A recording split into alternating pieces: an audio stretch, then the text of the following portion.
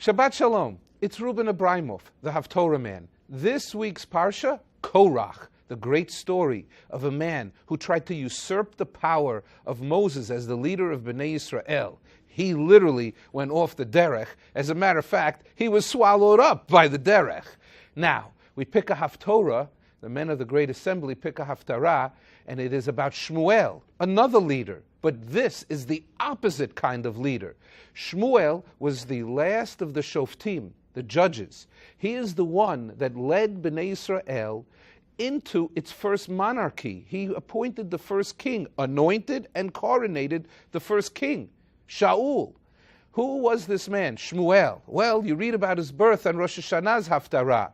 What does his name mean? Shama Kel. God heard the prayers of Hannah, and that she gave birth to him, and that he went into service in the Mishkan. So he led Bnei Israel. He died at a very young age, 52 years old. He has two books. Actually, it was one long scroll called Shmuel, and they broke it into two parts, Shmuel Aleph and Shmuel Bet. Most of it is talking about Shaul, the book, and then David HaMelech.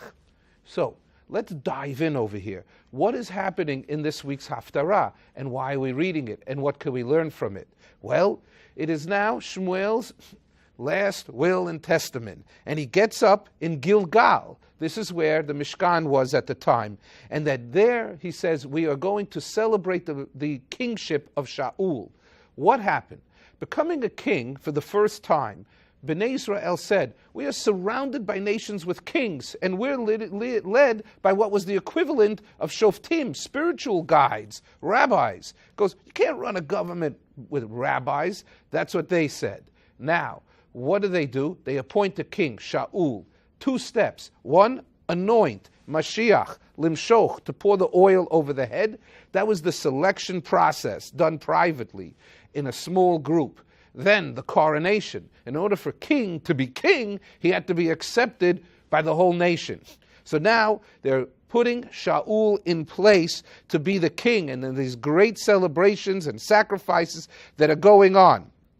Then Shmuel says, my time has passed. My successors are not going to be shoftim anymore.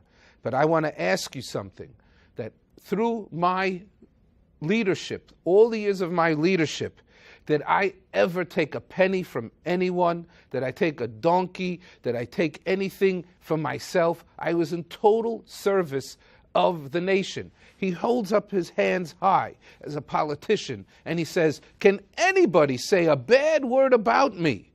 Did I ever do anything dishonest? Great example for people today as far as our political leaders go.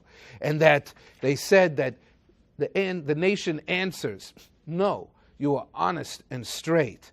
And that he keeps reminding them through the history of the Jewish people that he watches, through Sisra, through Shimshon, through the whole period of the Shoftim. What happened? That everything was done b'derech Hashem and was done in the way of God. So now he creates this miracle. Why?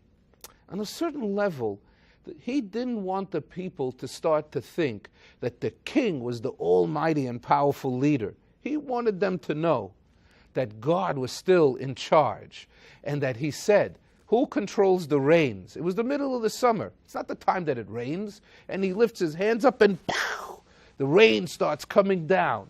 And then everybody sees with their own eyes that he was a spiritually connected man, a miracle man, a man connected to God. And he was warning them not to make a mistake, to look at this king as an almighty, powerful person, because this is the power of the Jewish people, that we are spiritually guided people.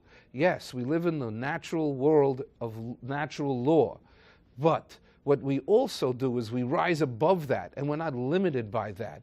And that's the inspiration about this man's life, that he lived a holy and straight life, and that at the end of his career, he would say, can you say a bad word about what I did?